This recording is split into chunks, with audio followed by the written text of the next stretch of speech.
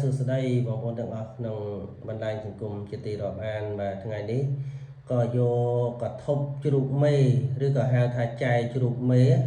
យកមកថតបង្ហាញហើយចែកជ្រូកមេនេះមិនមែនជាជ្រូកព្រៃទេបងប្អូនគឺជាប្រភេទជ្រូកជើង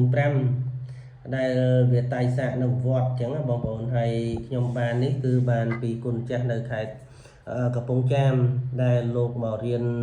បាលីនៅវត្តប្រាសាទនាងខ្មៅអញ្ចឹងបងប្អូនហើយក៏ធ្វើជាវីដេអូមួយអញ្ចឹងជាប្រភេទមួយដែលកម្រជ្រូកជើង5ភាគច្រើនបើខ្នាយជ្រូកបាឬក៏ថ្មសំលៀងជ្រូកបាសម្បូរតែបើសិនជាថ្មសំលៀងជ្រូកបាហ្នឹងក៏វាអ្នកមានច្រើនដែរតែបើយើងនិយាយអំពីចែកជ្រូកមេឬក៏កធប់ជ្រូកមេជើង5នេះគឺក្រណាបងប្អូនហើយអានុភាពនោះគឺគេប្រើខាងស្នែក៏ប៉កែប្រើខាងការពារក៏ប៉កែអញ្ចឹងបងប្អូនបាទហើយខ្ញុំបានពីគុណចាស់នៅខេត្តកំពង់ចាមហើយឥឡូវនេះក៏ដាក់ចែកជាបន្តសម្រាប់បងប្អូនដែលឆ្លាញ់ធំណាបងប្អូន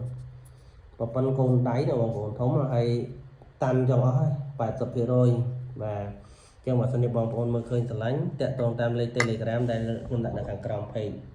បាទសូមអរគុណសូមជម្រាបលា